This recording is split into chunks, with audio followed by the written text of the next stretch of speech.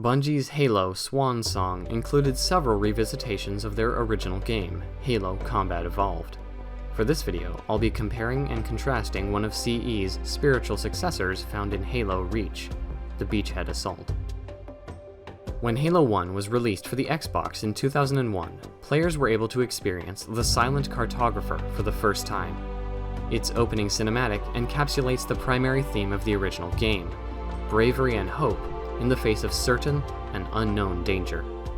Martin O'Donnell's excellent score undergirds the scene as the view switches to first person. Cartographer is somewhere under this island. The Cartographer is a map room that will lead us to Halo's control center. The island has multiple structures and installations. The Pelicans touch down on the beach, and the player steps out alongside a contingent of UNSC Marines.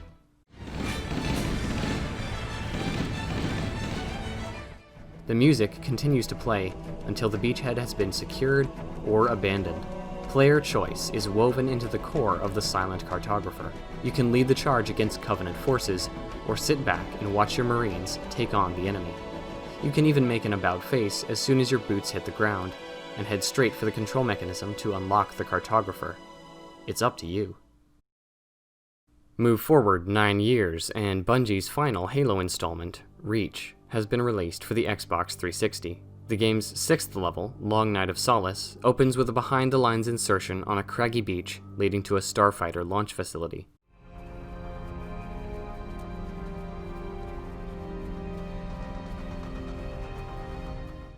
The cloudy cerulean skies are filled with spirit dropships and careering Seraph fighters, and the sounds of drop pods and weapons fire are meshed with Marty's track and gauged.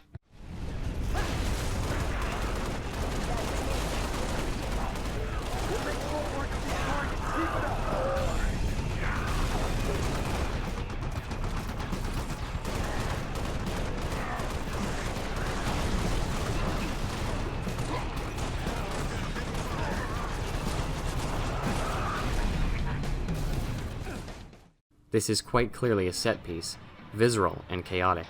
It's also a tribute to the Beachhead Assault in Silent Cartographer. The setting and enemy faction are the biggest similarities, bolstered by objective, music choice, and player loadout. However, when we explore the contrasting features, we find interestingly different decisions underlying these two encounters, and these primarily affect the way the player can approach them. The Silent Cartographer is more of a sandbox than a set piece, even despite the fact that you only have access to 5 different weapons, those being the assault rifle, pistol, plasma rifle, and plasma pistol, and the needler. You have a clear objective, but you're also free to ignore that objective and tread your own path. If you choose to ignore the battle, you won't be punished with anything more than the potential loss of your Marines, which is either acceptable or a small tragedy, depending on the player. The Marines don't last long on their own on Legendary difficulty, by the way.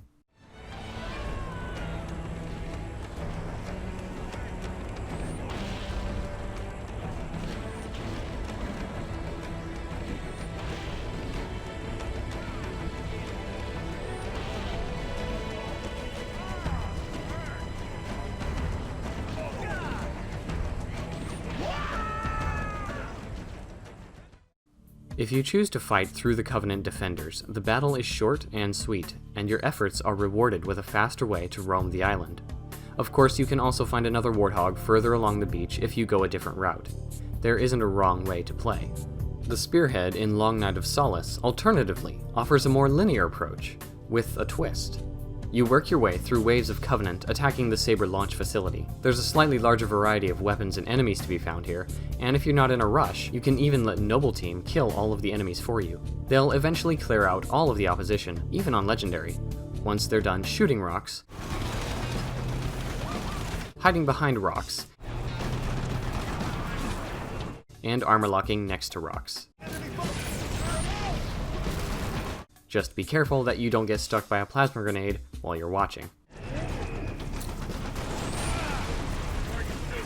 There's nothing behind the player's starting point except pretty scenery and a kill timer, so you can only push forward toward your objective.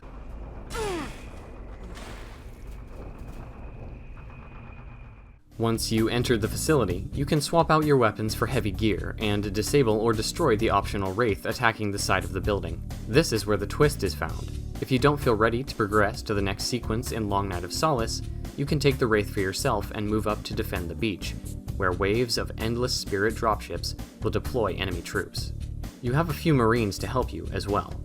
So, while Long Night of Solace's Beachhead assault sequence is not as open-ended as the one in Silent Cartographer, it does offer the player a way to interact with the environment for as long as they like. Even if you don't want to progress through the level, there's still something to do. So, which one is better? Well, that's up to you.